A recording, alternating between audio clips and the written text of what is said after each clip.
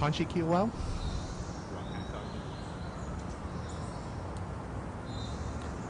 Tanchi Kiwau? Rob Hancock Nisagasan. Good afternoon, everybody. My name is Rob Hancock, and I'm Cree Métis from Treaty 8 territory on my mom's side, from the Monkman family, and English Canadian on my dad's, although I was born and raised, and I'm really grateful to be living and working here in Lekwungen territory. I'm one of the interim co-executive directors in the Office of Indigenous Academic and Community Engagement and a faculty member in the Department of Anthropology here. As an institution, we acknowledge and respect the Lekwungen people on whose territory the university stands, and the Songhees, Esquimalt, and Wasanich peoples whose historical relationships with the land continue to this day. We come together today in our grief and in our anger to be in community as we reflect not only on the horrors brought to light in Kamloops, but also on the work being done moving forward. I'll be honored to serve as the MC for the events today. I'd like to invite Gary Sam, on behalf of the Songhees Nation, to offer a welcome to the territory, please.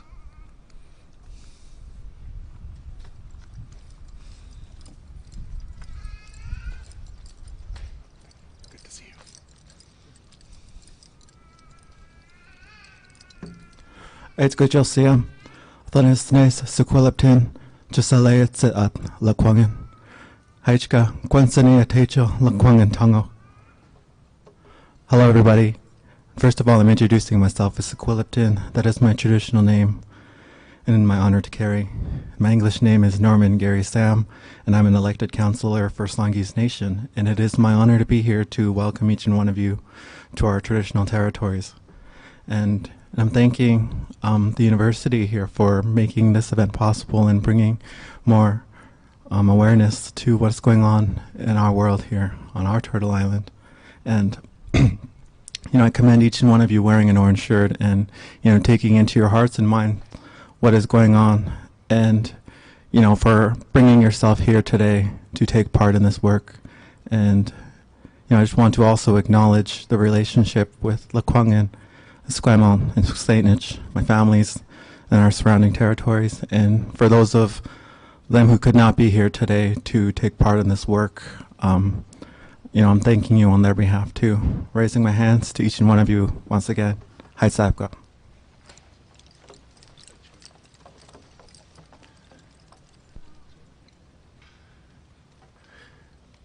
I'd now like to invite Christine Sam to open our ceremony with a prayer, please.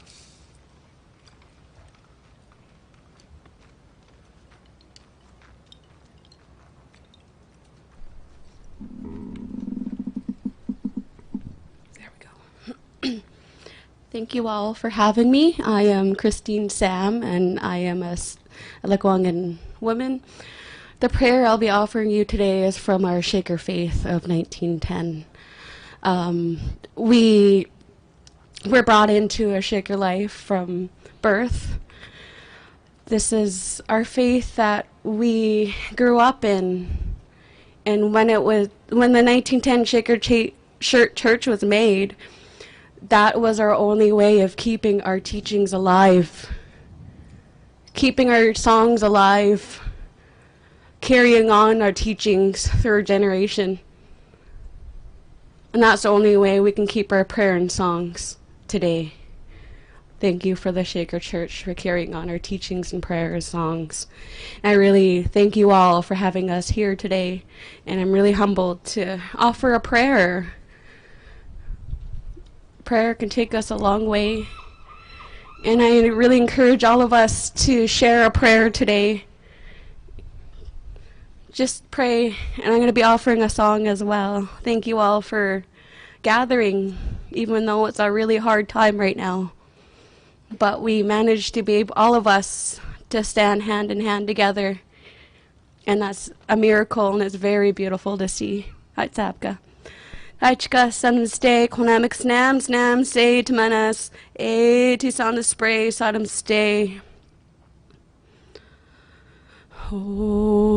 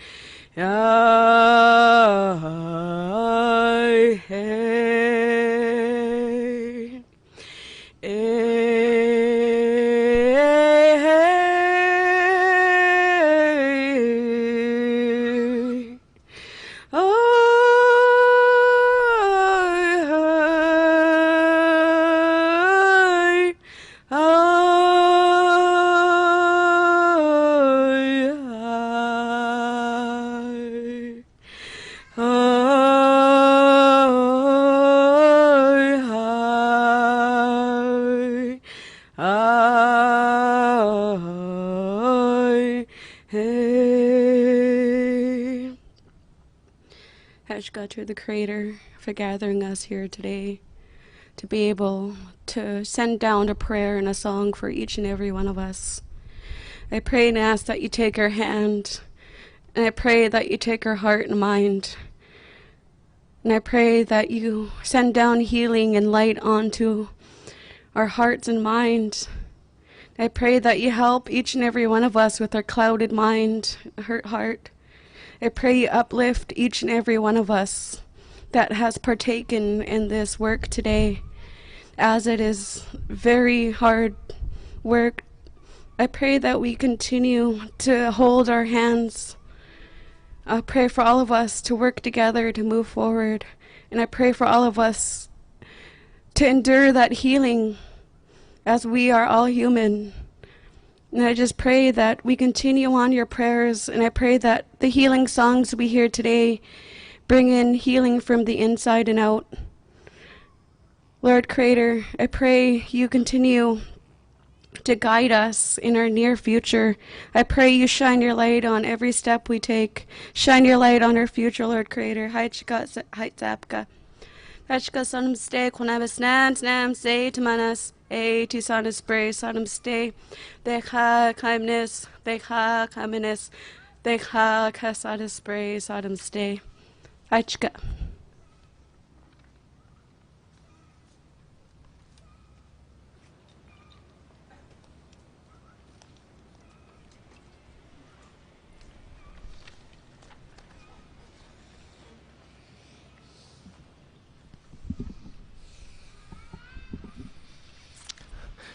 Thank you to Gary and Christine for helping us get started in a good way.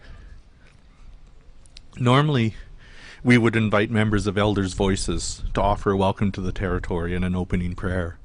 However, given the sensitivity of the news and of the work to be done, we have invited local community members to provide the protocol that needs to be done so that we can gather together in a good way.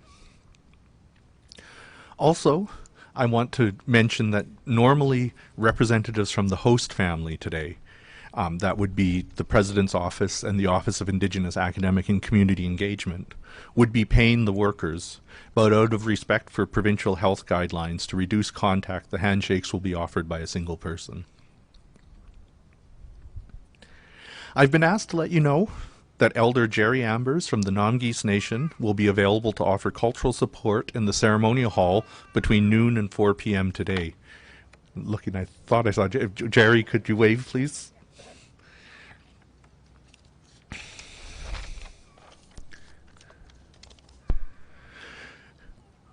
We come together today to reflect on the harms that governments, churches, and educational institutions have inflicted on Indigenous people, Indigenous families, Indigenous communities, and Indigenous nations. We come together because we know that gathering is good medicine, that sharing our pain and our sadness is an essential part of healing. We come together today to reflect on our responsibility to witness the tragedies and the horrors of the residential school system, and to reflect on our responsibility not to turn away from them because they make us uncomfortable. We hold in our hearts and our minds those people who don't have the option of turning away from the things that they or their families have experienced. On a personal note, I need to acknowledge that to the best of my understanding, none of my ancestors attended residential schools, and I want to express my gratitude to my elders, my loved ones, my friends and my colleagues who have entrusted me with stories of their own family's experiences. I think of our late elder, Old One Joyce Underwood from Secwépemc Nation. I recall her speaking in the ceremonial hall on the day that the TRC final report was released, and I recall her expressing her concern that in the days to come people would only talk about reconciliation and we would stop talking about the truth of what happened to Indigenous children and youth in residential schools. We can see around us the impulse to do that, to back away from difficult stories and difficult conversations. But as individuals and as an institution, we cannot go down that path. We need to be as committed to engaging with the truths, as difficult as they are, as we are in engaging in projects of reconciliation. We know that without truth, there is no reconciliation. We also know that there's still much work to be done. You will hear in coming days and weeks of other things that the university is and will be doing, and we encourage you to work together to identify other ways that you can contribute as individuals and as members of the university community. At this point, I'd like to invite Rai Moran, the Associate Librarian Reconciliation, to come and share some of the teachings of the Sacred Fire that we have before us today.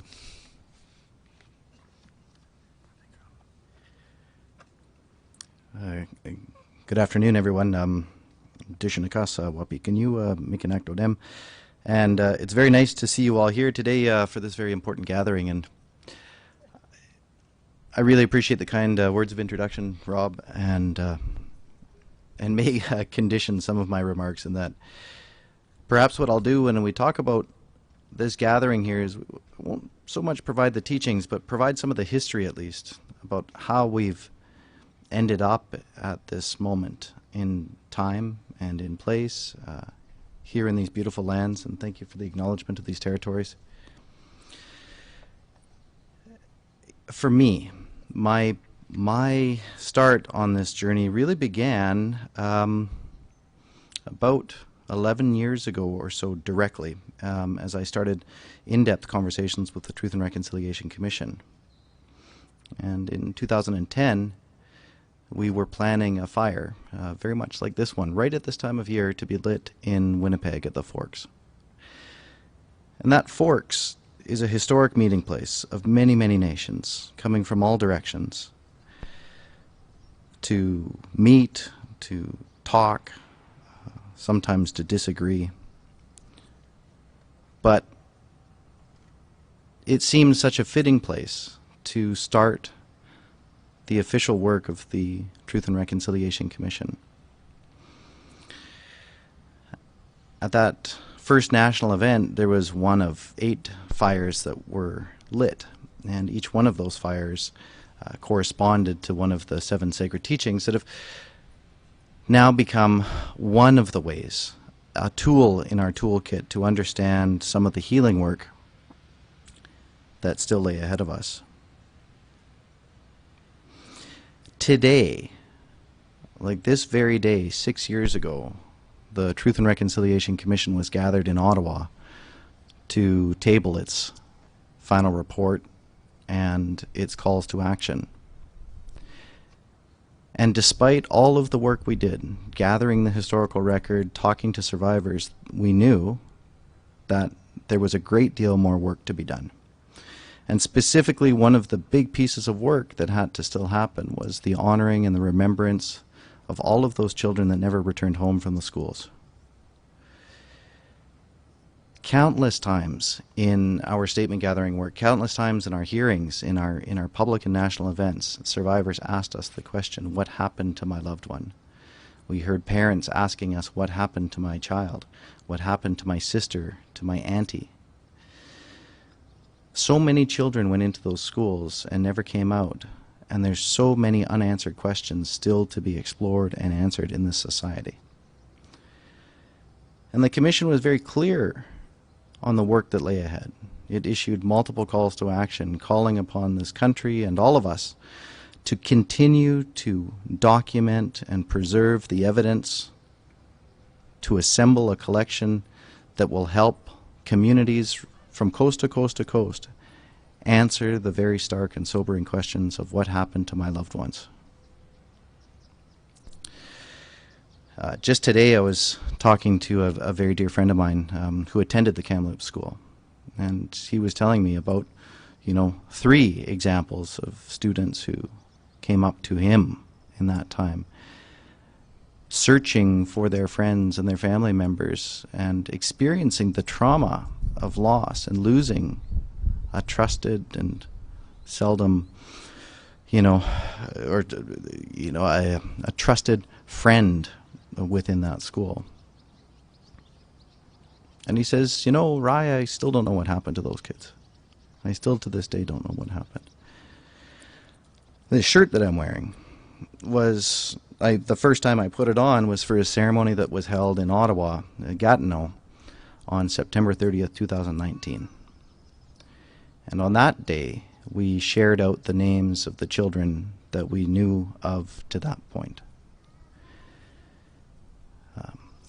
Preceding that ceremony, we had sat down with elders from across the country to figure out what even to do with this list of names that had been collected.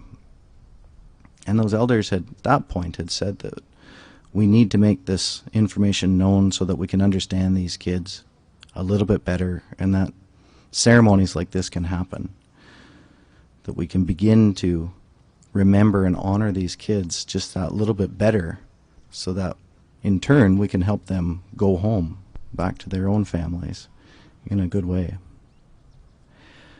So a lot of the ceremonial work that's been done along this complicated journey is to help those kids find a home, to find a place back with their loved ones, and to tell them, that we love them and that they are loved.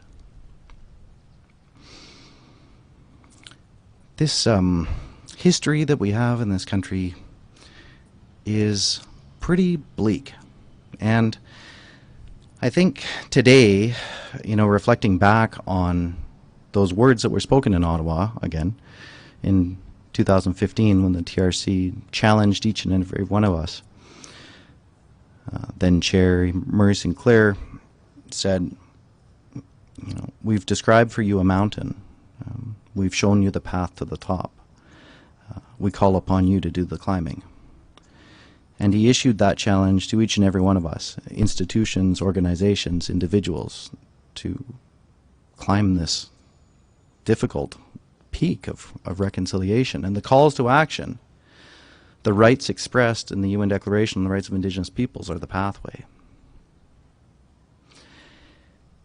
I think, as I've reflected back on this collective outpouring of grief and sorrow and anger and frustration that we've seen across this country, perhaps what's kind of happening here is that we've reached a bit of a viewpoint on this journey where the history of Canada is revealed that much more to us, that the history of genocide becomes that much less ignorable, and that the evidence is laid bare just who we are and how we've treated the nations of this wonderful land.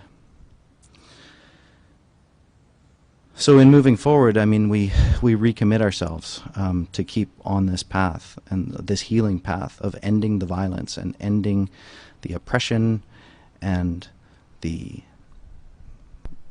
violence that continues to plague us. And I think in this, there's the significance of having this conversation in front of the libraries is not lost on me personally, because so much of this is about what we know and what we don't know about who we are. A big part of what's been happening is breaking the silence and making sure that we listen to the voices of the people that we have not been listening to. Because those children at Kamloops Residential School were long talked about. They were loved. We knew they were there.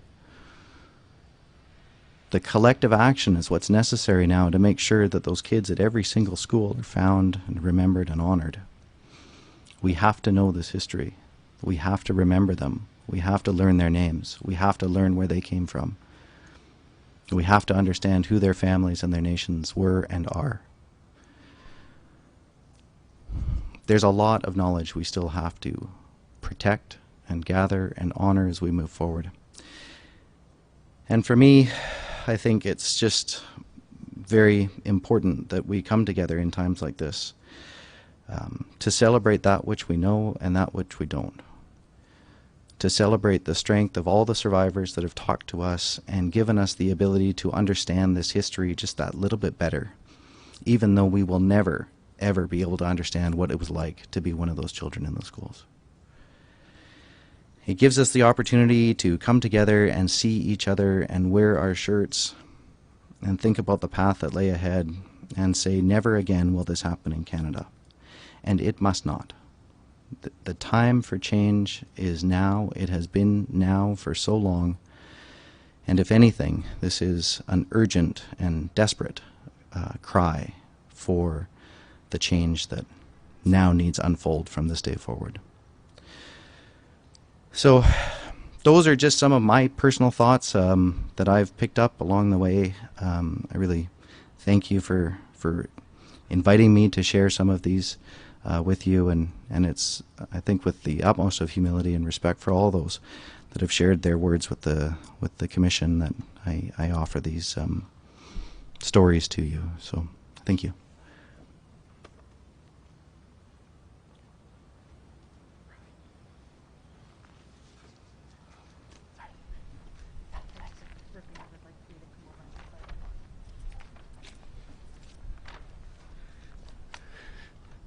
Thank you so much, Rai. I think that is a really important part of the story, and now it's part of the university's story too. At this point, I'd like to invite President Hall to come and share some remarks on behalf of the university, please.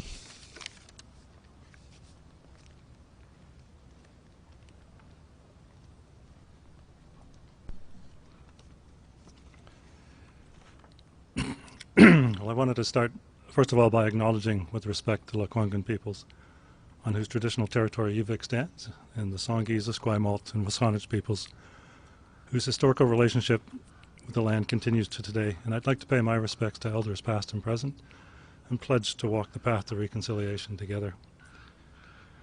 I'd also like to acknowledge and thank Gary Sam and Christine Sam for starting us off in a good way.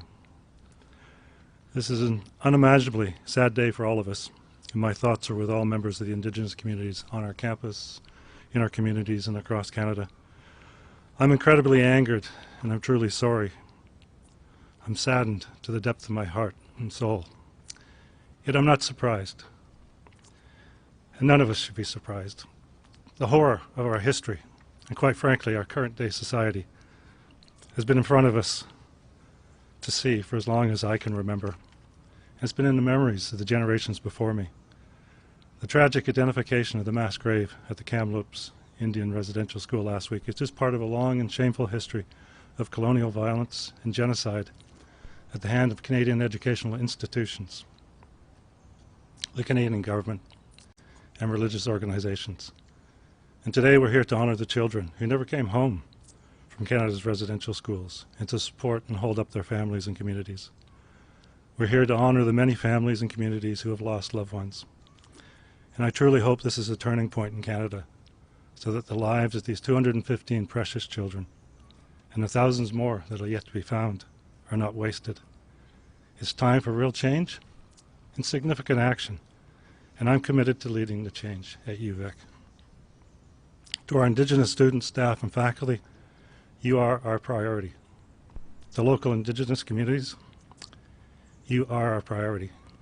And I and the UVic leadership team commit to breaking down colonial systems and the barriers that still exist at UVic. We're working to support the UVic elders through this very difficult time. And I ask each of us to offer support to our colleagues and our friends who are affected by this news. National Indigenous History Month starts today, and it's way overdue for us to face head-to-head the realities of our history and the present. And sadly, these atrocities happened here in our country. They happened recently within many of our lifetime, and they happened to the most defenseless in our society, to innocent children. And it really defies our sense of humanity and should challenge us to truly reflect on what we stand for as Canadians. I was very fortunate enough in the last 7 years to spend time in the lands of the Awabakal and Worimi people in Australia. And Auntie Bronwyn, a very wise Worimi elder, said to me, "Kevin, you can't have respect and reconciliation without truth." And that truth is right before us. It's in front of our eyes now. We can't choose to ignore it, deny it, or hide it. We can no longer turn away from the real history of Canada. The legacy of the residential schools is brought so clearly into our awareness this week, and it's time for all non-Indigenous faculty, staff, and students at this university to truly learn about and truly engage in these important issues. And I'd say to you, please visit the UVic 215 website to access a range of resources to support your learning, our learning.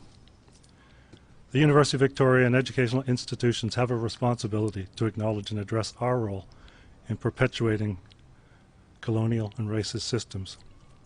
And I feel my words today are absolutely inadequate in these terrible circumstances, but I promise we'll turn these words into action, real change. This is going to require the full commitment of all members of the UVic community. None of us can do this alone. Thanks for the opportunity to come and address you today.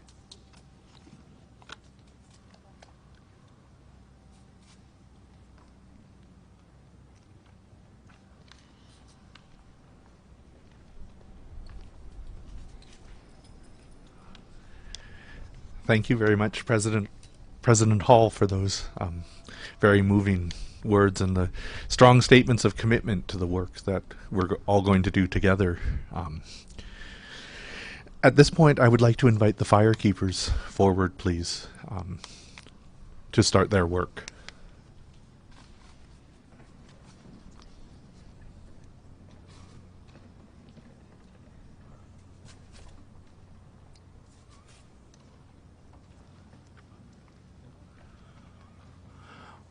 While that's happening, I'll also mention that we have some note cards and some sanitized pens, and we invite people who feel so moved to come and share a message for those children and youth who have been found, and for those children and youth who haven't yet been reconnected with their families and their communities. We will be collecting those cards, and there will be a ceremony involving the fire with them as the fire comes to an end on Friday. So there'll be a chance to do that as well as we transition through the rest of the day.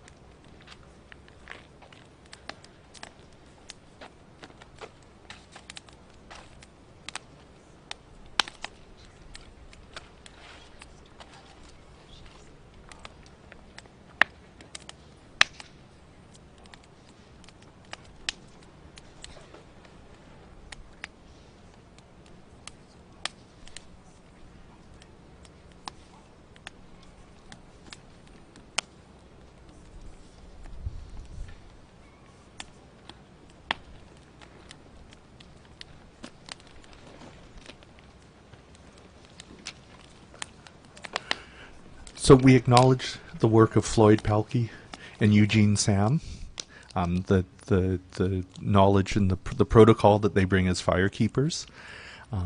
We can reflect on the smoke as it carries our thoughts and our prayers to the people who need them, and we can trust that the fire is doing the work that we need done. The help it offers us the help that we need. The firekeepers will take 8-hour shifts, keeping the fire going until Friday at noon. So we also want to acknowledge their commitment and their strength and their endurance to help us do this work that we're not able to do on our own.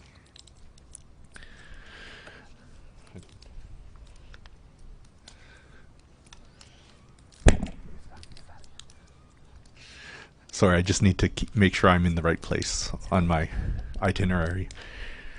So that brings an end to this part of the ceremony today. We'll invite you to move to the chairs on the quad and join us for join us in welcoming some dancers and some singers here to share some of their protocols and some of their gifts with us as we get ready to do the work that needs to be done. So we'll come back together at 1 o'clock on the quad. So I encourage you to find some shade if you're like me and are finding the sun quite beautiful but quite hot.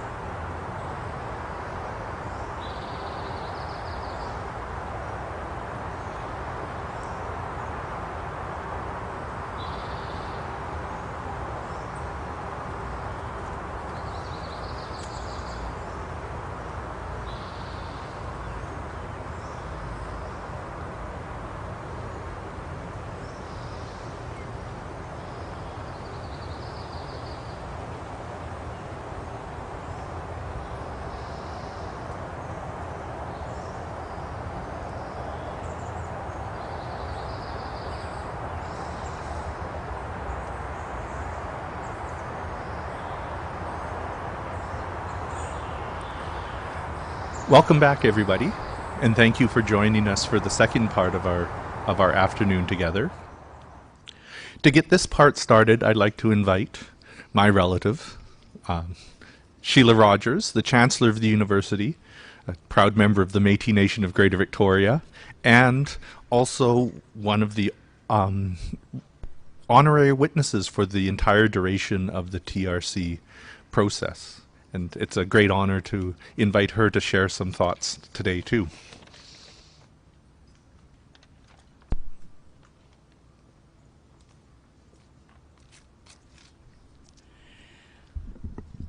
Rachel, Sheila Rogers, Dunitsnay.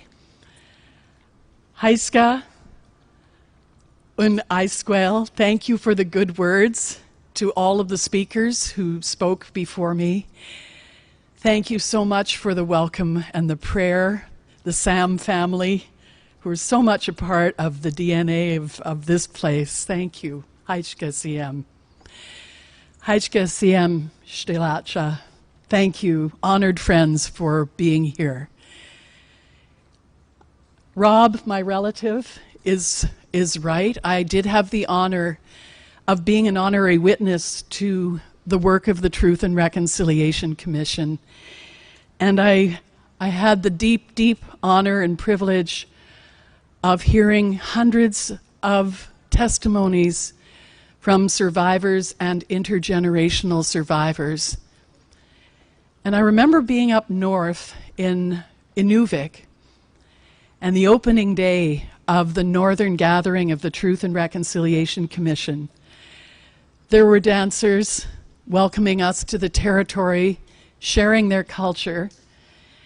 And at one point, 10 dancers sort of stepped back, and a grandfather and his little grandson did some of the traditional Inuvialuit dances. And afterwards, I learned that the grandfather, Johnny Banksland, was a survivor, and he'd been away from his family for 15 years. He lost his language, he lost his culture, he lost his community. And it struck me as he was dancing with his little grandson that he would have been his grandson's age when he was taken away. The little ones are teaching us a lot right now. The 215 are teaching this country what it has to do, the path that it has to walk on now in truth. And on my way here, I saw the most amazing thing in possibly the whitest neighborhood in Canada, Oak Bay. I saw so many people wearing orange shirts of every age. The little ones are doing their work. It's really beautiful. I'm very, very honored to have heard the words of our president. And you know, you are all witnesses to the direction that he wants to take the university in. And I couldn't be more delighted to know that this is a priority for the University of Victoria. So, Haichka to President Hall as well. I think about the time I ran into a woman I knew who was from Old Crow in the Yukon, and I'd known her from some literacy concerns that I was involved in. And I met her again at this Inuvik gathering and found out that she was a survivor. And I just started peppering her with questions. How long were you away? You know, what was it like? When did you get home? Were you able to come home in the summer? And she finally just said to me, Sheila Rogers, shut up and listen. And I think that is maybe the biggest lesson of my life. We have to listen. Carla Point, who is an elder here at UVic, has pointed out that heart is made up of ear. It's right in the middle. Heart. So beautiful. Such a great teaching.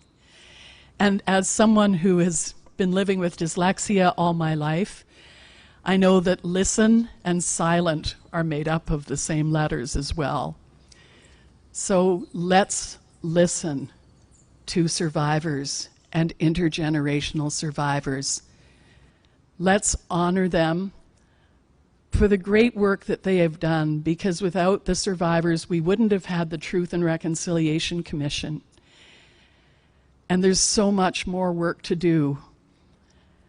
I want to thank the elders at UVic for welcoming us all to their territories, being so patient with us as we learn their ways, understanding that we're going to make mistakes, and then celebrating the university in their way. It's an incredible act of generosity. And I think about one of our elders, Barney Williams, who would frequently speak at the TRC gatherings and remind everybody that we were brave children. He always closed his addresses by saying, "We were brave children." There are ways we can turn this around. There are ways that are already happening here at the university. My sister, Dr. Andrea Walsh, has made sure that student paintings from Alberni Residential School, which were gifted to the university, are being repatriated to the students that painted them. And she's giving up the control that you're often taught to have if you're studying anthropology or curating of art. And just speaking of curating, and really on the last note, a place you can go for healing right now is the UVic Legacy Gallery, where there's a very beautiful exhibit curated by Laura Lee Wistasakut called On Beaded Ground. And as you enter the Legacy Gallery, you look up, and what you see is a blown up, beaded molecule of oxytocin, the hug hormone. So as you go through into the gallery, you're greeted with a hug. Personally, I can't wait until we can hug again. I've had to join Huggers Anonymous, but find places that heal you. This is maybe the best hall I've ever seen at the University of Victoria. Find what heals you. Let it fill you up. And then use your new strength to support survivors and intergenerational survivors and the work that they want us to do for them so that we can live in a country that keeps its promises. Tk'emlúps.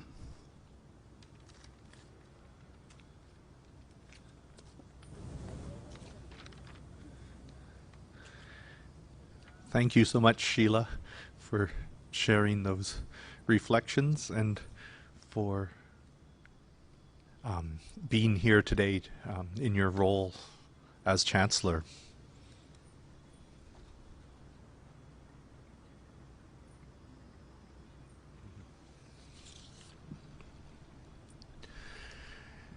So, Lolita's just asked me to mention as well the reminder that the library is going to be lit up in orange and the University of Victoria signs are going to be lit up in orange as a way to make a statement about the values of the university and the commitment of the university to addressing these historical wrongs. Sorry, I'm just checking to make sure that I'm getting everything right. So at this point, we'd like to invite some Coast Salish singers and drummers from Songhees, Gary Sam, Christine Sam, and Eugene Sam, please, to sing for us.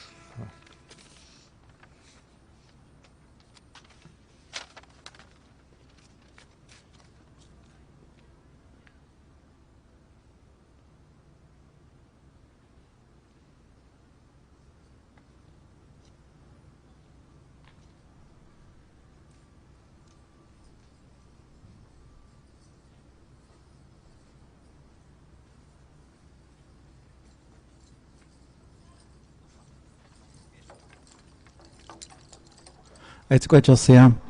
Hello again, everybody. Thank you for inviting us back here to share some songs. Just a little bit about our group. We're the Lekwungen traditional dancers. An elder from the Cowichan tribes had gifted us songs, and as well as elders from our own nation gifted songs to this dance group back then, which operated out of the Friendship Center. And then taken over by my family, elders who could not be here today, and my aunties, just thinking of them. And I just wanted to explain this first song. I'm thinking that we could share our remembrance song for the 215 children,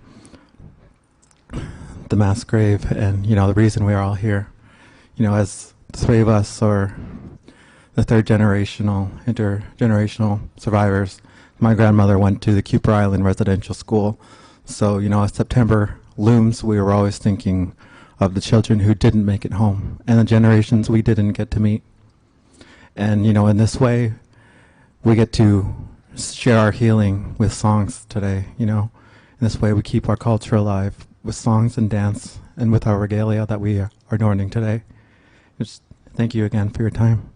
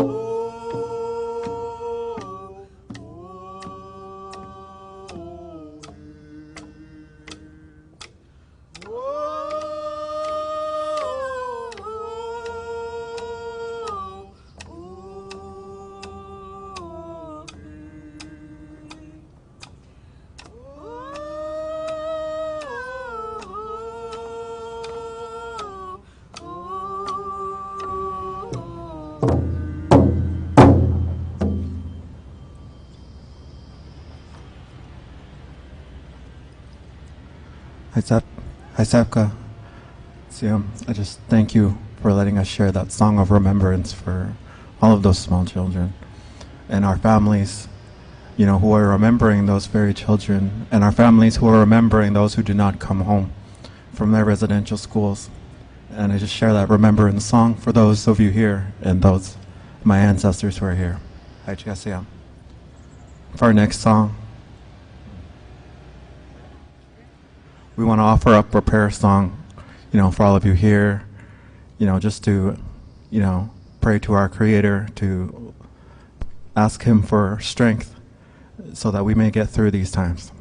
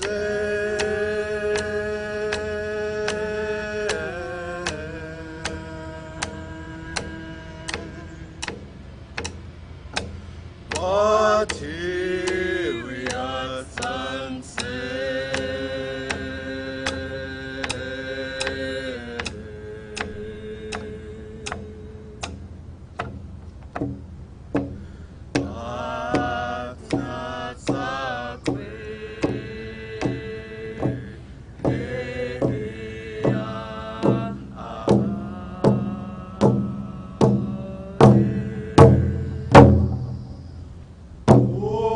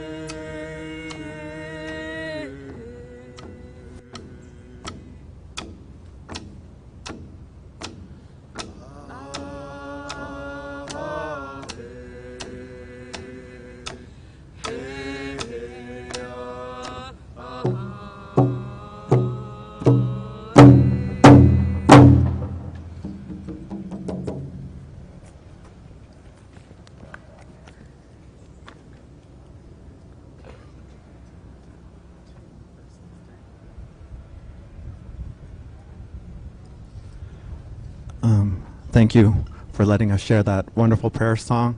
My brother and sister, I just want to share this one last song, call it our girls' song, to honor, our women here and the girls in our schools, and just the song that we like to share.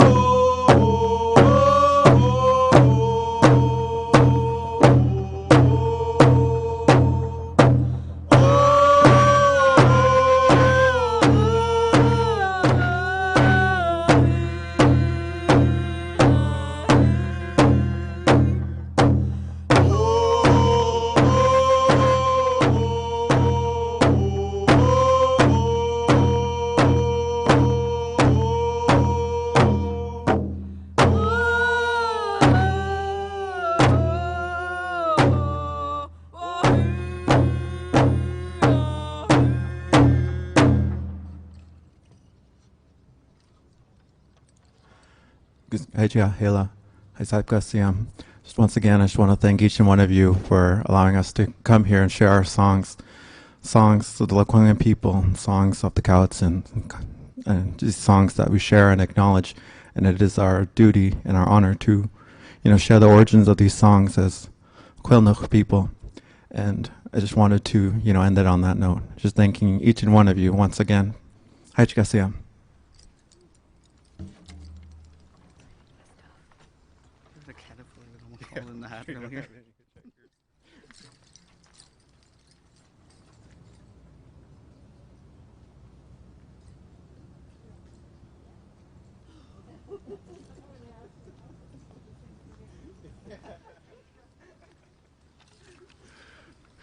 So thank you to Gary, Eugene, and Christine Sam. Next, we would like to invite Guy Louie, Ren Louie, Calvin Louie, and Pete Charlie from the Howsett Nation to share some of their songs, please.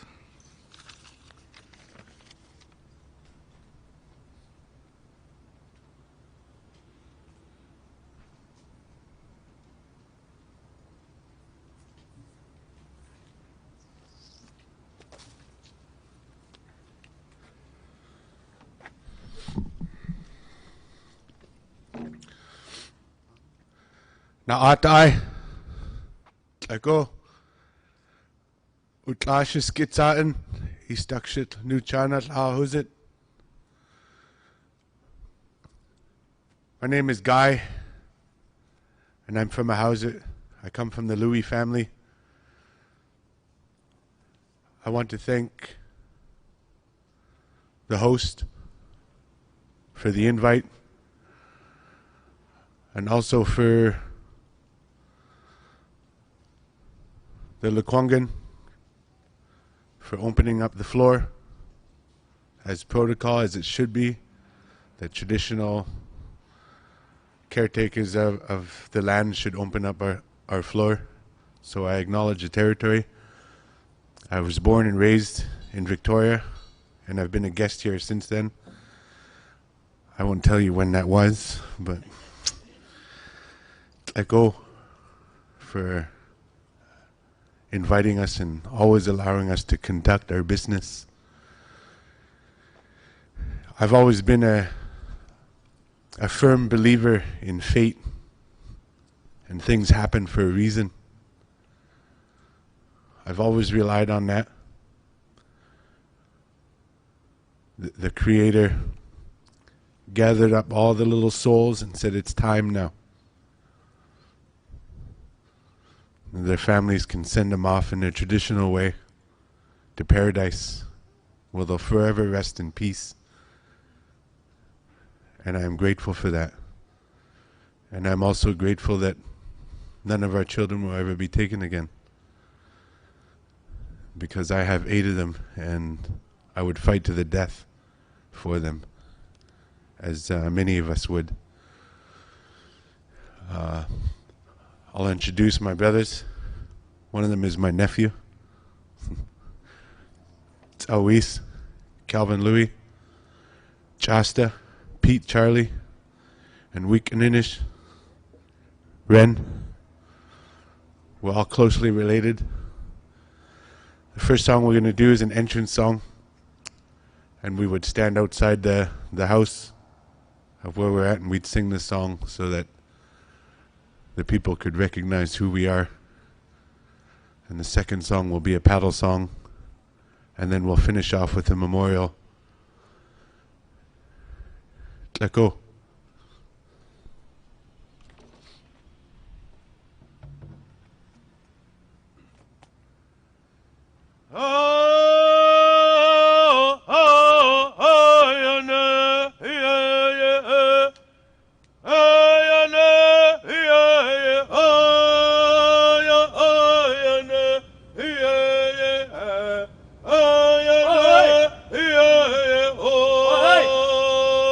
Yo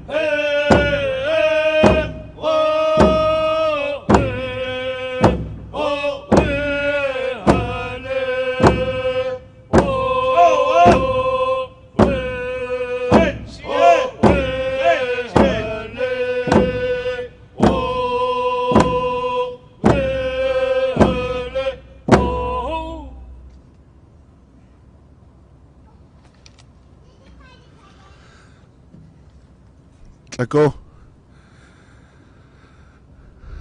The last song we're going to do is the memorial song. And it comes from my uncle's family, the Swan family. He holds a seat amongst our people. He's a hereditary chief. And we use it when the family is finished mourning for a lost loved one. We use it at a memorial potlatch. Just a little explanation of that song and the power and sacredness of it. It also can be used in a cleansing ceremony. But I was always taught and encouraged to explain the history of the songs that we do and the history of our families. Chu.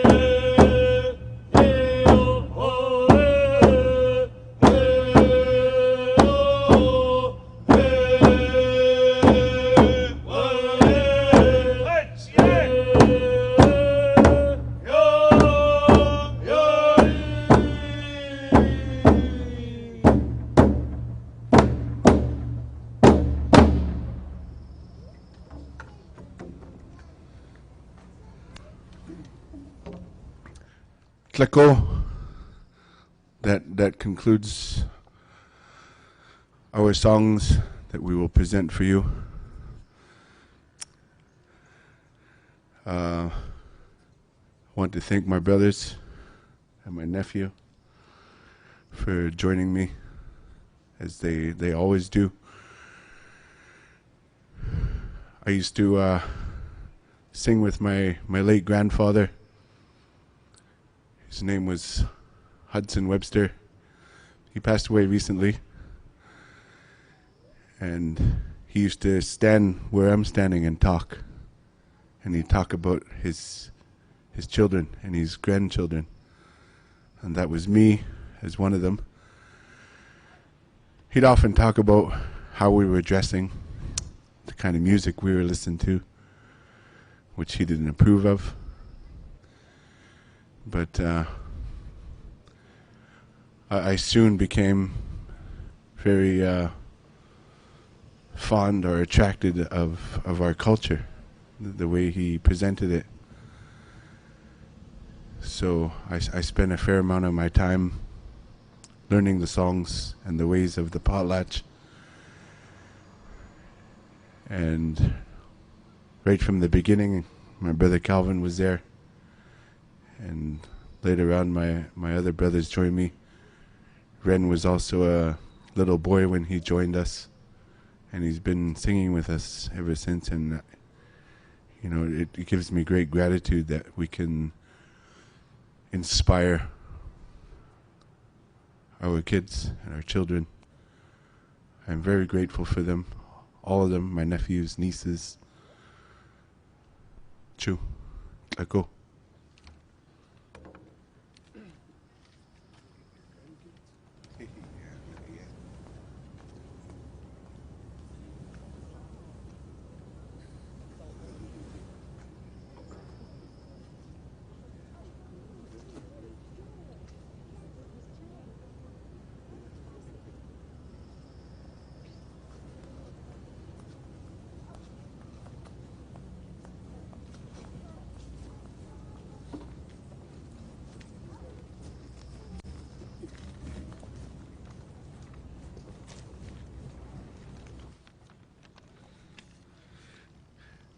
Thank you to Guy Louie, Ren Louie, Calvin Louie, and Pete Charlie for joining us here today.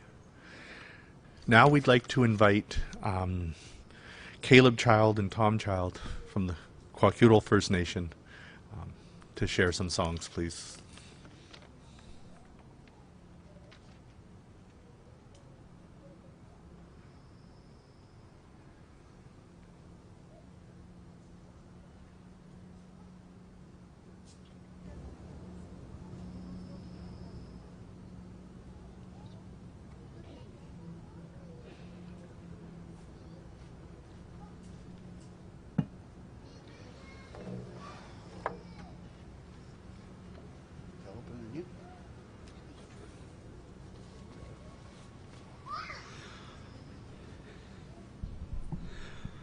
Gila Kasla,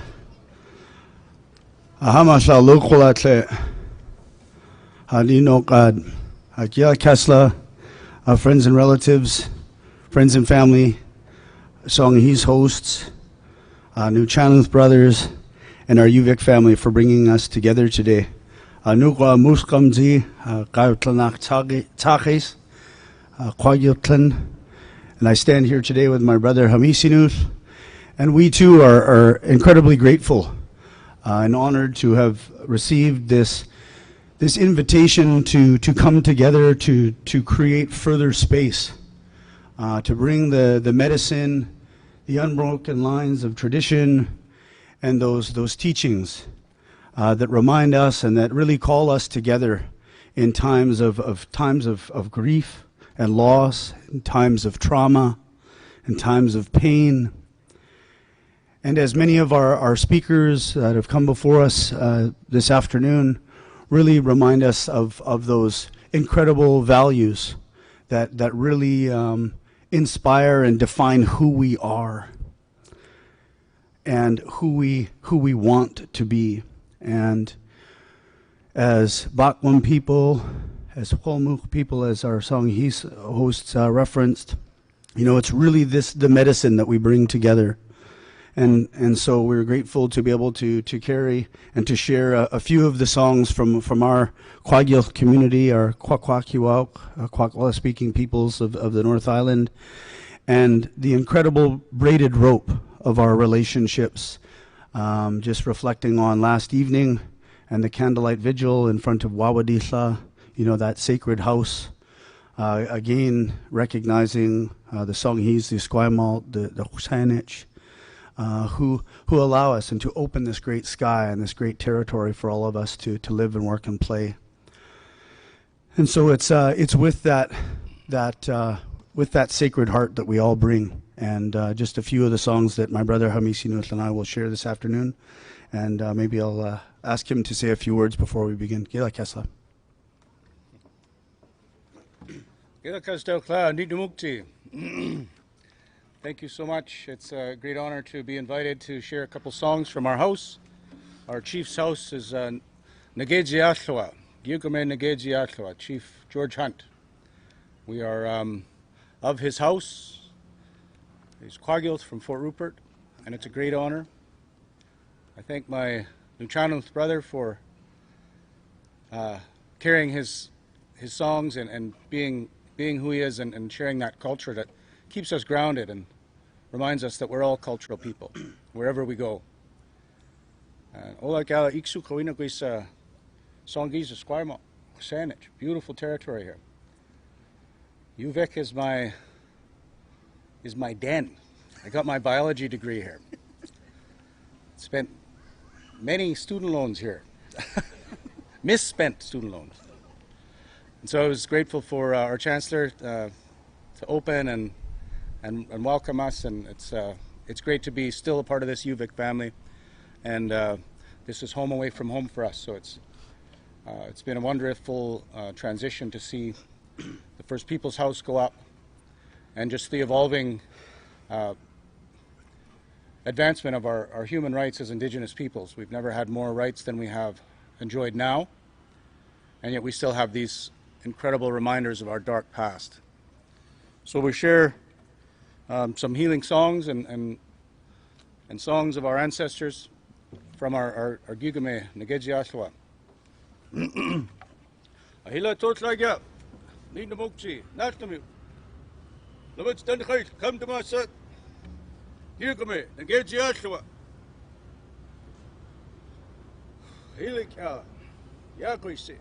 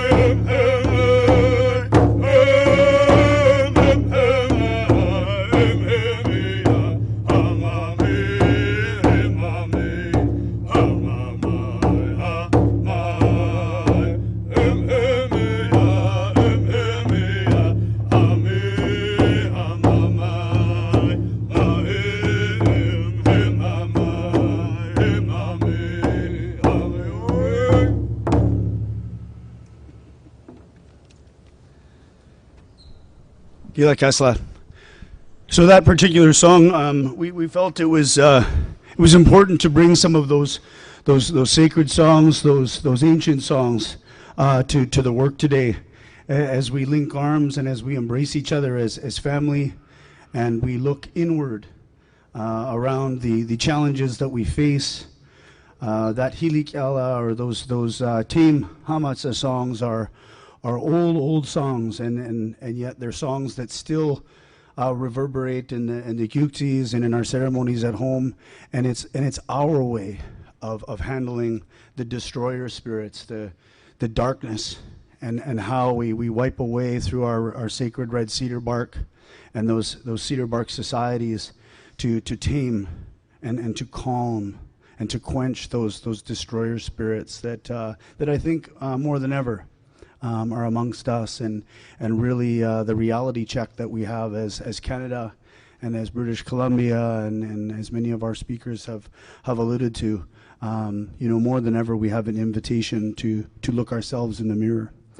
And even in the modern education system, those of us in this great house, an educational transformer, Dr. Onawa McIver is also an anchor for my own journey here at UVic. I know I rode my brother's coattails. He's the smart one, if you've ever read that about Tommy or Hamisinus. But really, many of us who are anchored to these communities are those of us that have had success in the system. And if you look not too far into our very recent past, whether it's the 215 that inspire us to be better, this very classroom situation in 2021 still questions and still challenges us to be better. And from wherever we stand and wherever we serve as parents, as families, as communities, as educators, we have more work to do. And so we bring that Hilik Ala to share some of that medicine. And the next song we'd like to sing is a song that has been composed by our brother, one of our young chiefs, William Wasden Jr., Wakawiri. And it's a song that we use for Hitlukwila. It's a song that we use to name our children and to celebrate their first name and the first ceremony of when they choose to stay with us. And so the lyrics that reference Hasta Khalayu, Wallayu, our very reason for breathing, our very reason for living, and again in celebrating these beautiful Ginginanam that bless us with their presence here today. Kila Kesla.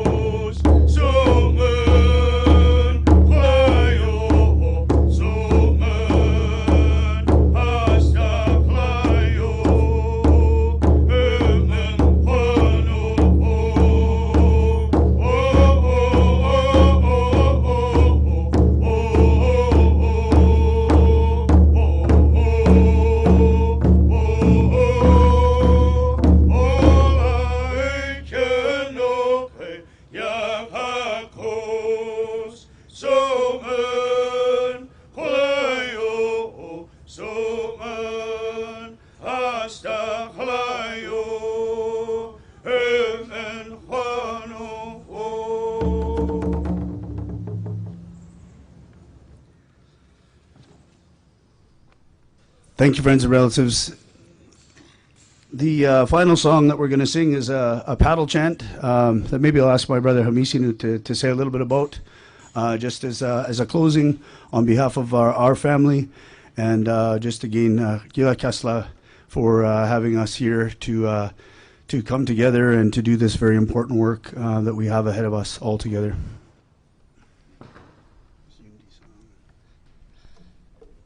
I don't know why he's asking me to speak. He's such a good speaker, eh?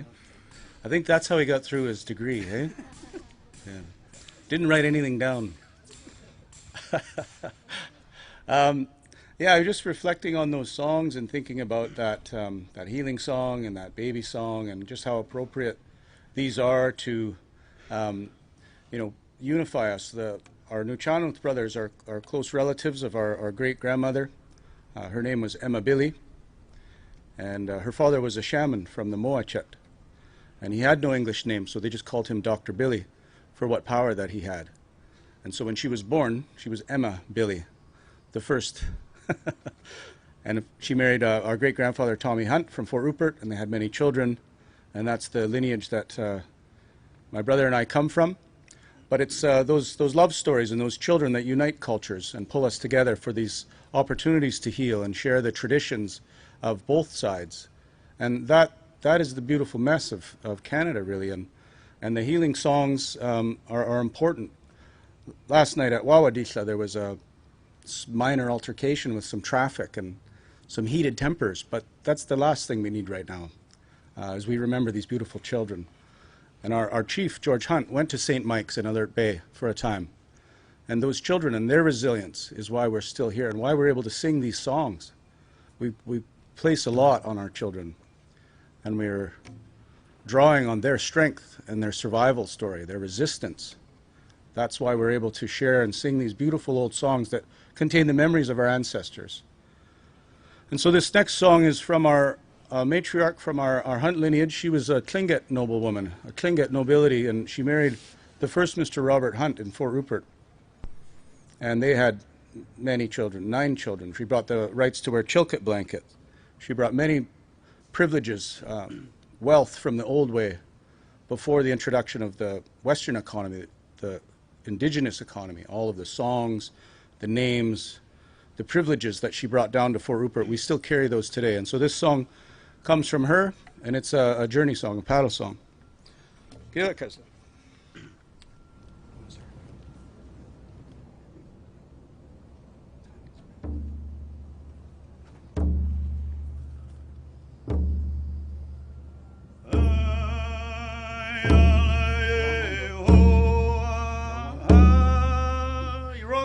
A different one.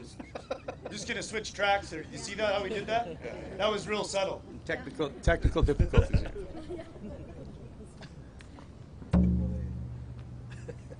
That's what we get. See, he said I was smart, right? See, that's my fault.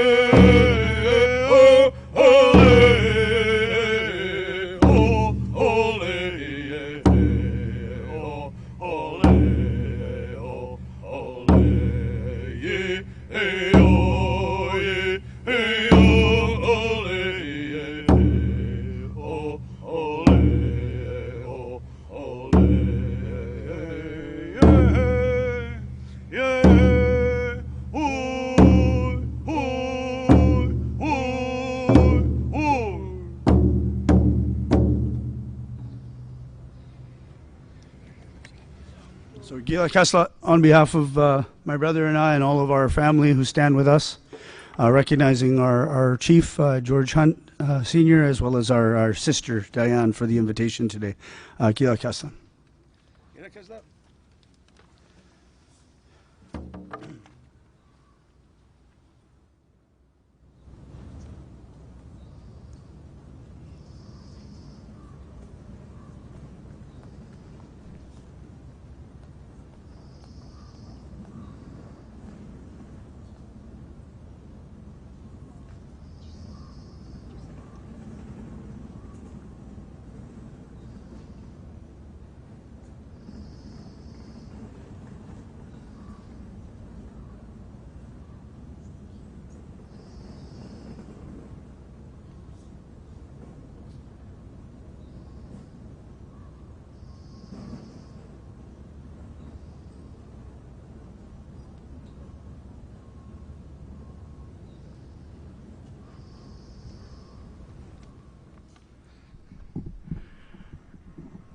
I just needed to check because we're getting ready to observe 2 minutes and 15 seconds of silence at 2:15.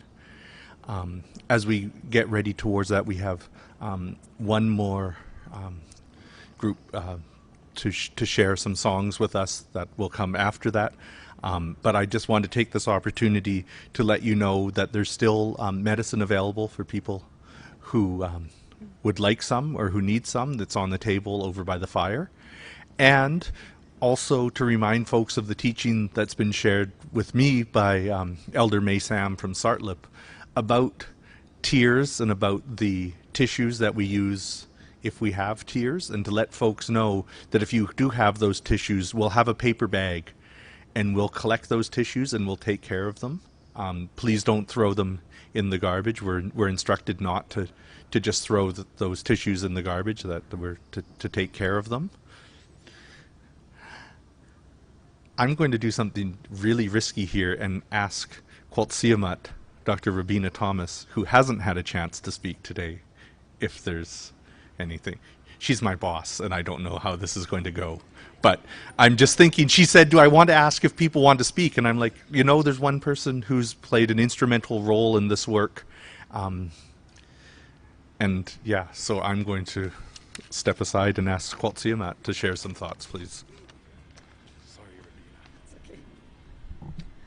O siam na sieu, siam na solquain, Qualtsiamat tanasne, Tanitsen, Layaksen, Snasemo, Stolo, Heichkala Quangan, Wasanich, Mastimo, Heitzapka. Thank you all very much. My traditional name is Qualtsiamat. My English name is Rabina Thomas. I've told you I'm Layaksen. I'm Layaksen because I was married before the Indian Act changed.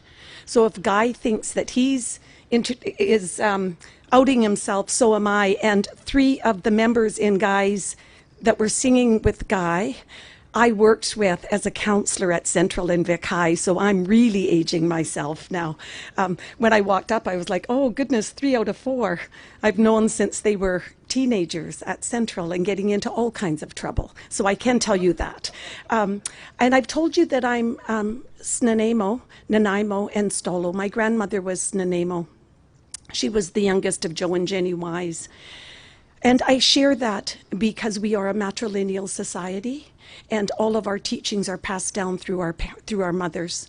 And so while I belong to Layaksen First Nation, my heart and my soul, my teachings are Snanaimo. And I'm very, very proud to be a Wise, the youngest, granddaughter of Joe and Jenny Wise. I've thanked the Songhees and the Esquimalt people. I too have lived, learned, and loved on their traditional territory for a really long time. And I'm very, very thankful for that. And I think about that every day, what it means to walk on these lands. And I think about walking respectfully, honorably, and with the good heart, Aichgwalowans. I think about that all the time. And lastly, I thanked you all for being here, for making this day what it is today. We're in the middle of a pandemic, but we needed to gather. We needed this medicine. I haven't stopped thinking since we started at noon today, since we lit the fire, since we had opening words. Thank you, Kevin, President Hall, for your words, for allowing us to pull this together. And I say allowing us loosely, but supporting us to pull this event together. Thank you, Chancellor Rogers, for speaking, for always being here. Rai Moran, where's Rai? Is he still here? There's Rai. For teaching us along the way, for guiding and directing us. Thank you, Rai. It's an honor. And where's Dr. Onawa? She got a little shout out there for the good work she does. Thank you, Onawa, for being a Steetwin, for being a niece, for reminding me of the work that we do. I really want to thank all of the staff from the Office of Indigenous Academic and Community Engagement. Some of them were up until 2 in the morning. I think Andrea and Rai and a group of folks from theater were up till the wee hours of the morning lighting up the library so that we can be reminded in time to come of what is happening today and remember moving forward that we're at the beginning of a journey, we're not at the end. I only have 3 more minutes, so I will wrap it up really quickly by saying all I can think about today is what medicine this is for my soul, slacken, for my squallow and for my heart and my mind. This has been so important. I have been really struggling. My master's thesis, I focused on Cooper Island Residential School, and I told the stories of 3 of my family members. My children, on the Thomas side of my family, my children are the first full generation of children out of residential school. This is in our lives today. This will move forward with us. This is not something of the past. And I want us to look around us at the young people that are around us. Many of them, they are the first generation out of residential school. Some of these little ones. And we have to remember that as we move forward. We have to remember the commitment we're making today. We are saying that we will commit to action and that we can no longer say that we didn't know these things, or we didn't think that they were as tragic, or we didn't think that they mattered. They matter. Every moment of this matters. And I just want to raise my hands out of the deepest of respect to each and every one of you to say, Haitsapka, thank you so much for being here with us today. And to those that are viewing, to know that our hearts are with you, our prayers are with you as the fire burns until Friday at noon for the next 4 days, to know that we are sending prayers and thoughts to those 250 children and the thousands more that have yet to be discovered, and to their families. We thank you for being with us today. Haitsapka.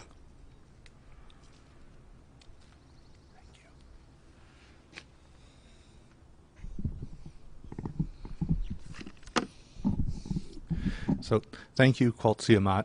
And now I'll invite us all to spend 2 minutes and 15 seconds in quiet reflection in whichever way is meaningful to us.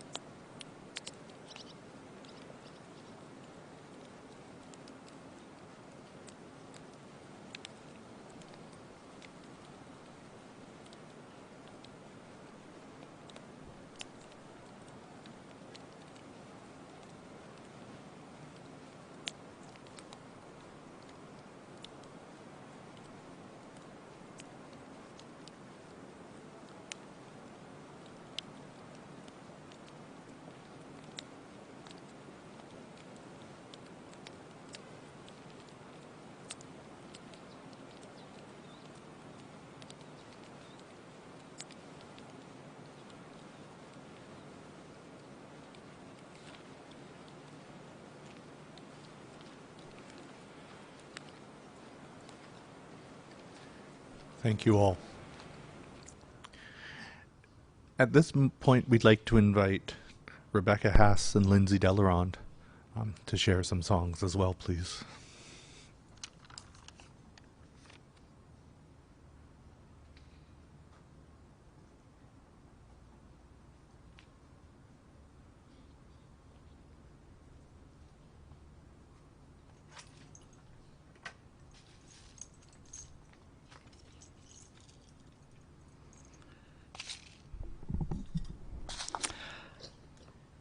Tanshi, Anin Buju, Rebecca Nindijnaka Jaganashamoan, Manganawa Indigo Anishinaabe Mang. My name is Rebecca Haas. My traditional name that I was gifted by an Anishinaabe elder and a Métis elder is Manganawa, which means big voice. And recently I was gifted a new channeled name, and I'm going to apologize because I'm going to say it wrong, Hupach Aksup, which means grandmother moon. I am very grateful to be here today on the land of the Lekwungen-speaking people and their beautiful territories. I want to say my thanks to the hosts for offering me this opportunity as a Métis person and as a visitor to this territory to share in this ceremony. It is a deep honor, and it is very meaningful to me to be here today. I also want to give my thanks to all of the other singers today from the different nations on this island for giving me a safe place. Should I make a mistake, I know you will take care of me, and I appreciate that support in this space. When they asked for a Métis singer, I didn't feel comfortable coming on my own. And you know, we have relatives everywhere, and that is a gift of being Métis. And so I absolutely had to invite my cousin, Lindsay Delarond, to also offer a song today. I will let Lindsay introduce herself. I am descended on my Métis side from Charles Francois Delarond, who married a Mohawk woman from de Montagne, Magdalene Pemijwanakwe, and he was a French voyageur, and so that is my Métis side, and I'm British on my mother's. I did want to start with my grandmother's song. Is that all right? Yes. So Lindsay will sing this with me. We sing this in a drum group we're in together called Answer. This song, I didn't intend to sing this today, but with all of the thoughts I've had, and I was at the vigil last night as well singing, all the thoughts I've had about the children, I have to think about being a mother because I'm a mother. And I've been enjoying watching Lindsay's little one here today.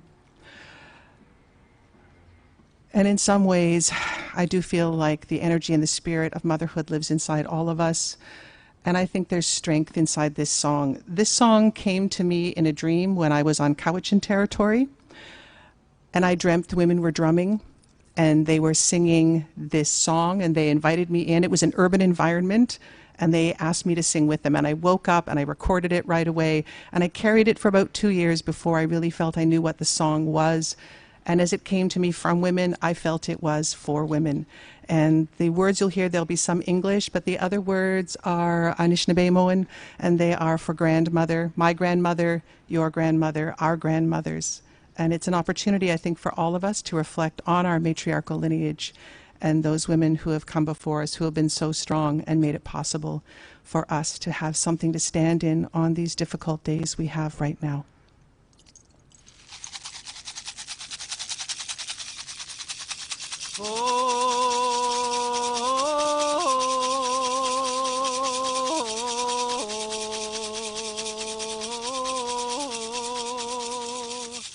Creator, Great Spirit, the sacred four directions, grandfather, sun, grandmother, moon.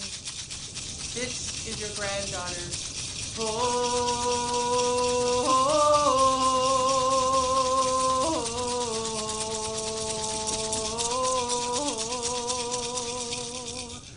Hear my prayer.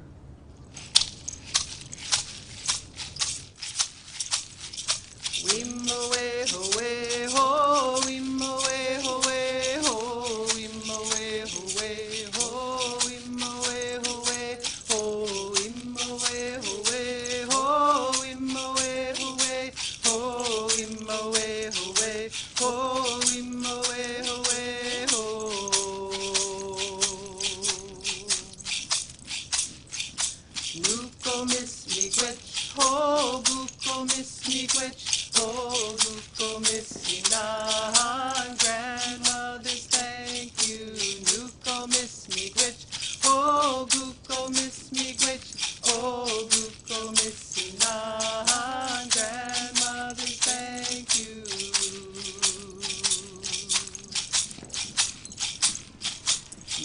grandmother, thank you. Your grandmother, thank you. Thank you to our grandmother. My grandmother, thank you. Your grandmother, thank you. Thank you to our grandmother.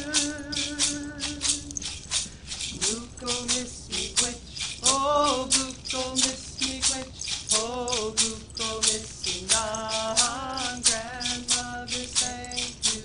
Buko miss me quitch, oh Buko miss me quitch, oh Buko miss me non. Grandmother, thank you.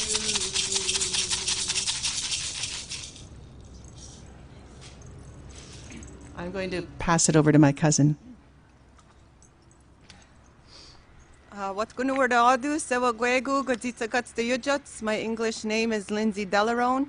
I'm Ganyakahaga from Kahnawake, and a very proud member to call myself a Mohawk from Kahnawake. Yesterday I was on social media and I saw a video of this man from Kahnawake. It was just an image of the church in our community.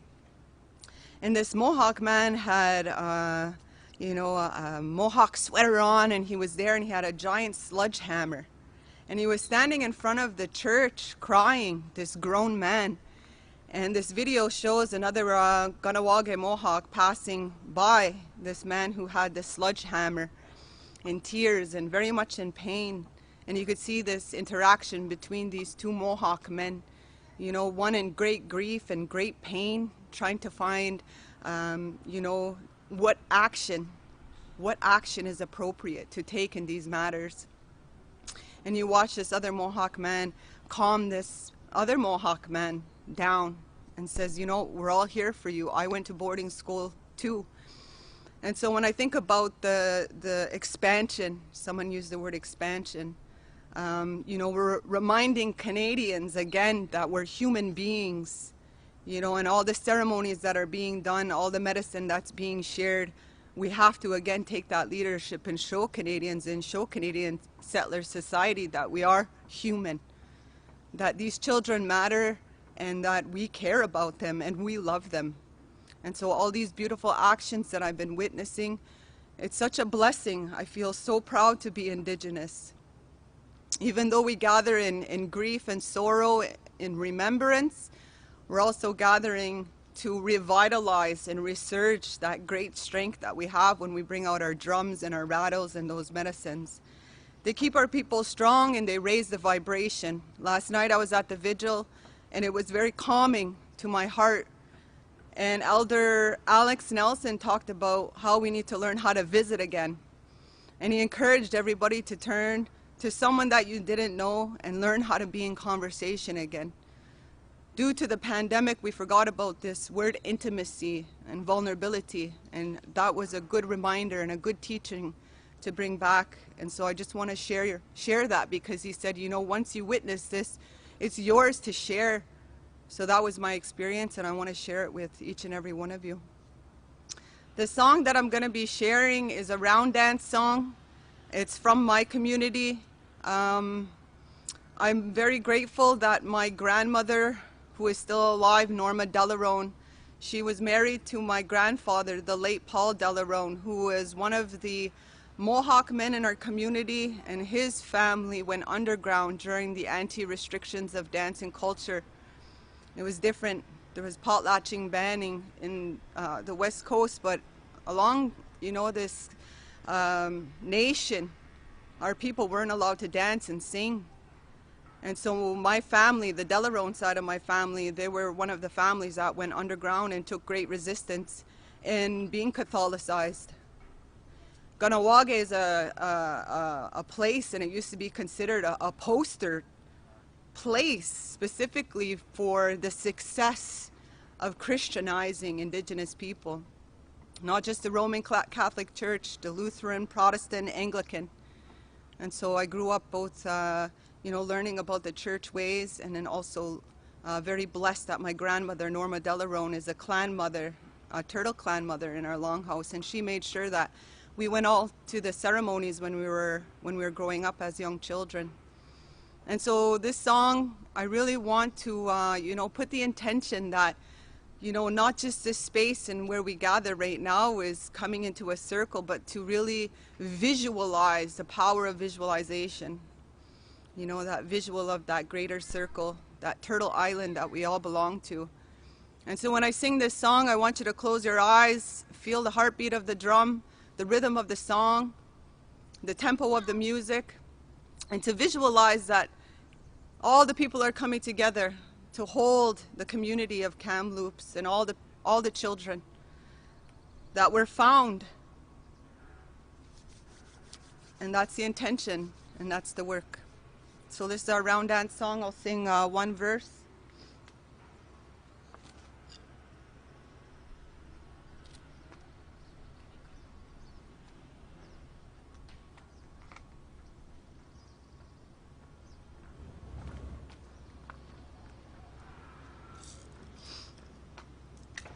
Can you rattle? When I go like that, just rattle with it. But if I ever go like that, shake it.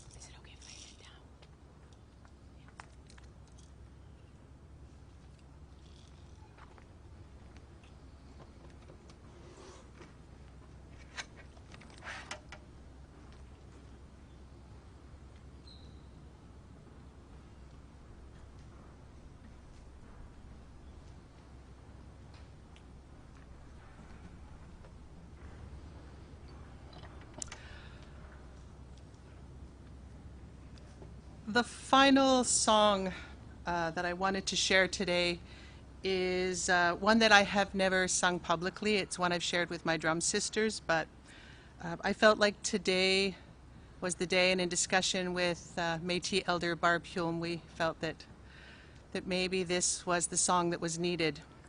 This song comes with a story, which I would like to share before I share this song. I had received a teaching about feathers and the messages that feathers bring us, and over the last few years, every time I see a feather, I'm always drawn to it. My family will tell you that I have a ridiculous collection of feathers, and I'm trying to figure out where to take them, because I'm surely not supposed to keep all of these feathers. And about a year and a half ago, I went to one of my favorite parks about 6:30 in the morning on a Sunday morning, and happened to find 5 beautiful, big, long, full feathers, which I thought might be eagle feathers, which would be unbelievable and auspicious. And I think now in retrospect they were probably goose feathers, but I was really taken by those feathers, and I thought a lot about the ones who are winged, who fly so close to Creator, and what they know that I don't know, walking here on this mortal plane in my flesh. So I went back a week later, of course, thinking I might be lucky and find more feathers. And I actually found about 100 and some feathers. It was unbelievable. I got to the park and there were feathers everywhere. And then I collected them all because I felt that I should. And as I carried all these feathers around with me on the rest of my walk, I was reminded of a teaching that a Métis elder had given me when my father had died suddenly and our family was struggling. And he talked about how all the souls in the West choose their time to come here. And that when they come, everyone in the West cries because they're losing the ones they love. But here we always celebrate the birth. But then the circle comes around and our loved ones here die and they go back over into the West. And while we cry, they are so happy on the other side. All of their relatives are so happy to see them. And so while I thought about that and I looked at all these feathers, this was the song that came to me, and these were the words that came to me. And so I offer this today as we reflect on those children's lives, and we think about their journey, and we think about those of us who remain, and I hope this offers some sense of comfort and strength.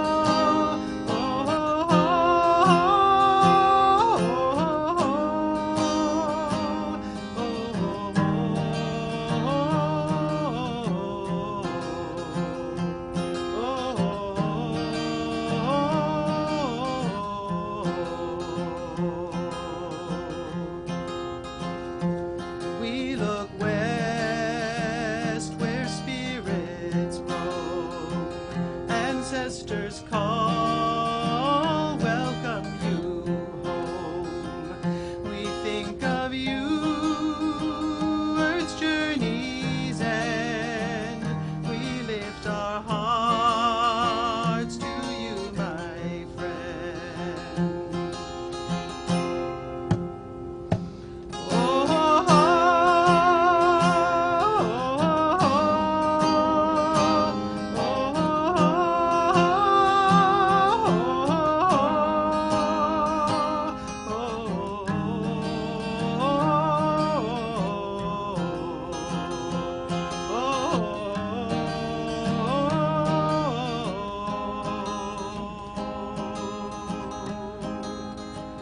We're grateful for the gifts that you gave.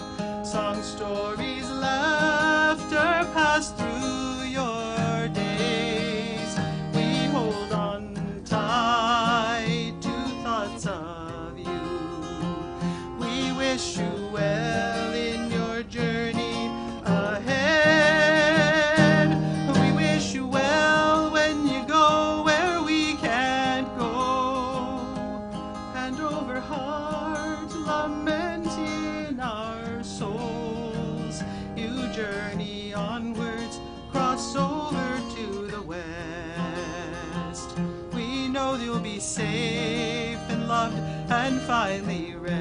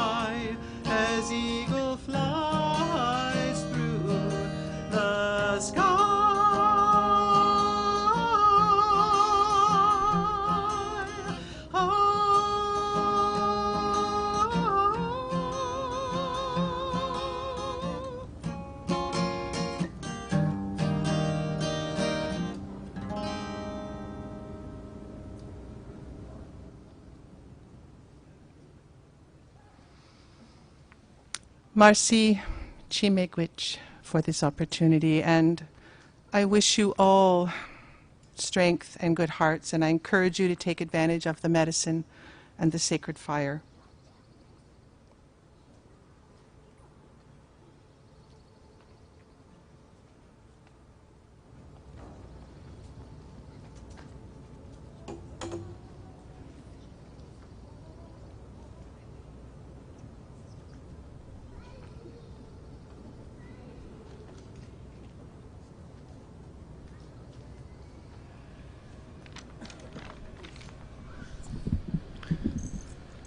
Well, thank you to Rebecca Haas and Lindsay Delaron for sharing those songs as well. So as our time together in this setting draws to a close, there are some people and some groups that we need to acknowledge and that we need to thank. We start by acknowledging the survivors of the residential schools.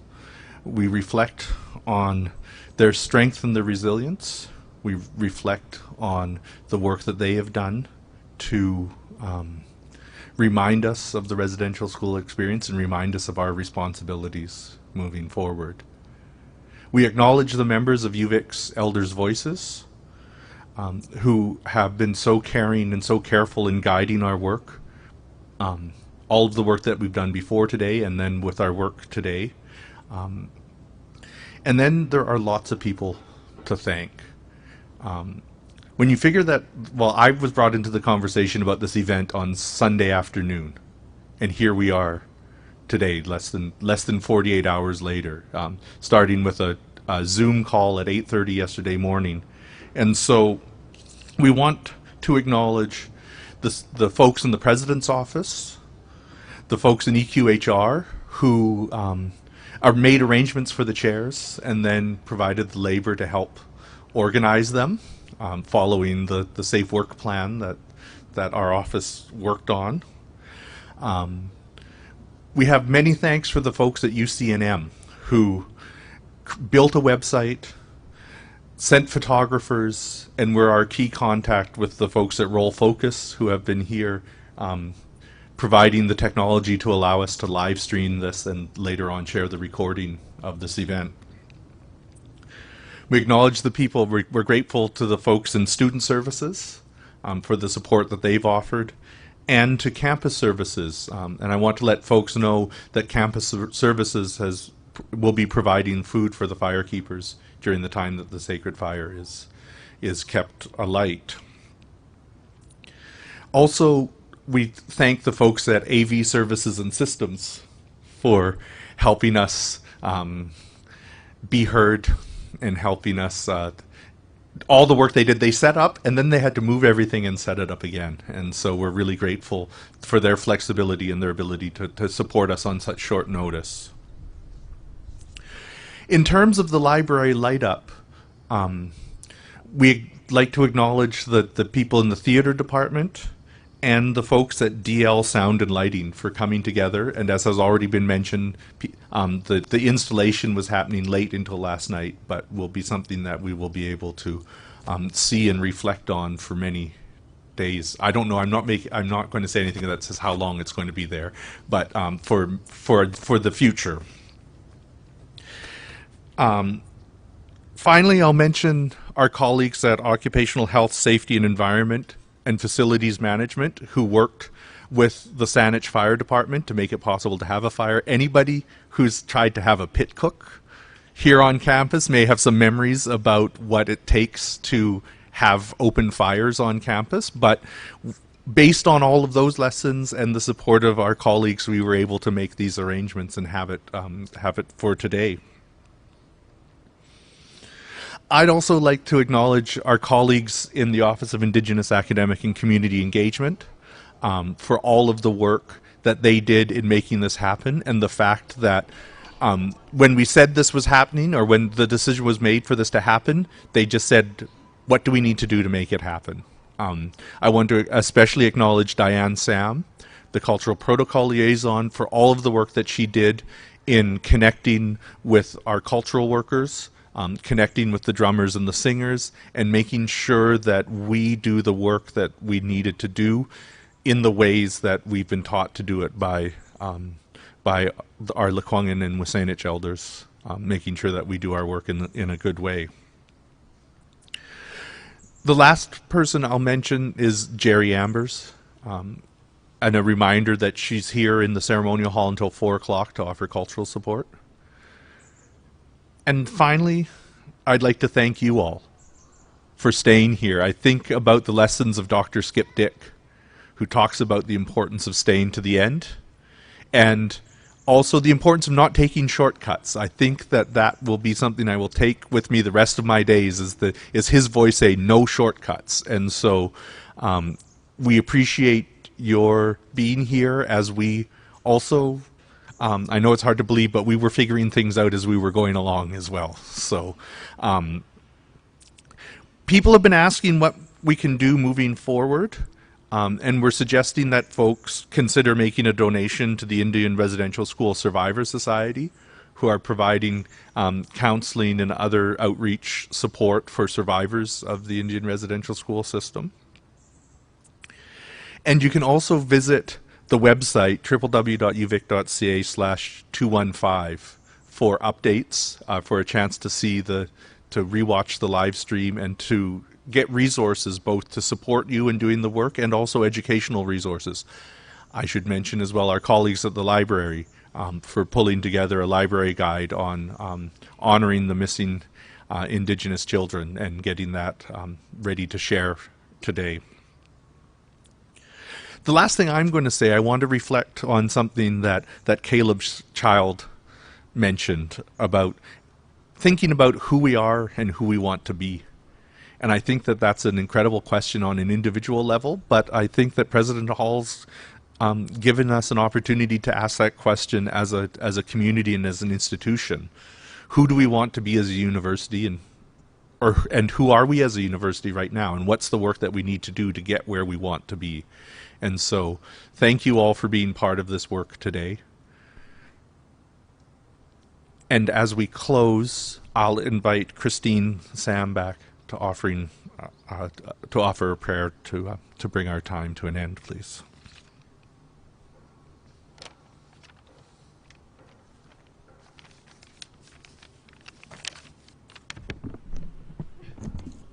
It only took me 4 times.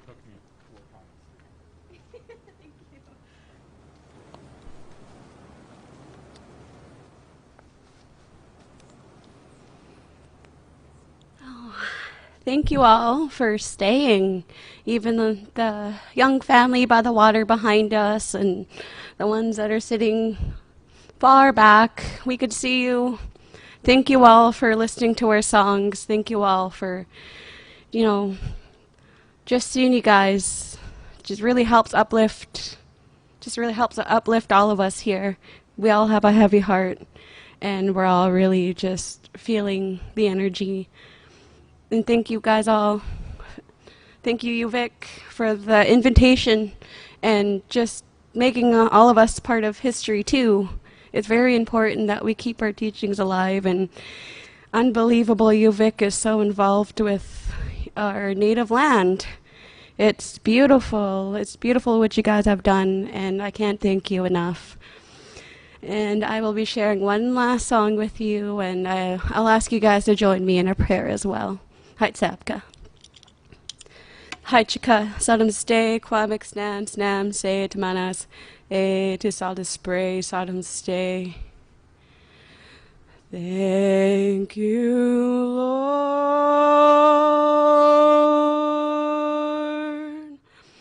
Thank you, Lord. Thank you, Lord, for helping me. Thank you, Lord. Thank you, Lord.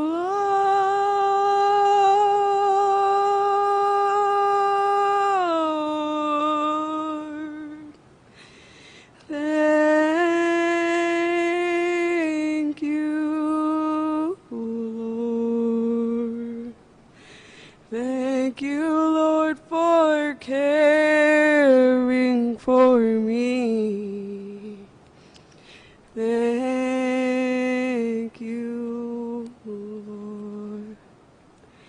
Thank you, Creator, for gathering us to be able to partake in these little things to carry us on in life. Thank you, Lord, for giving us the strength to carry on. Now, I'd love to thank the Creator for allowing us to walk hand in hand and to shine His light on our future, to shine His light on every step we take. I pray and ask that we all have one heart, one mind, one soul. I pray that we continue our healing.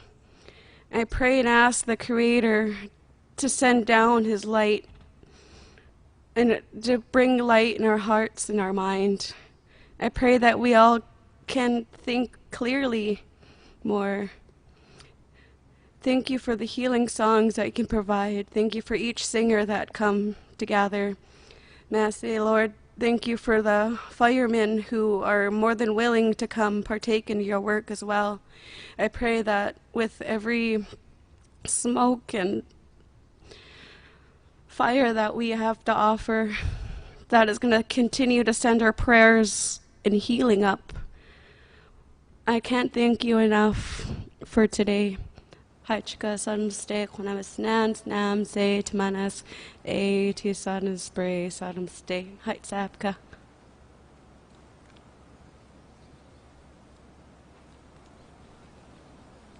Thank you all.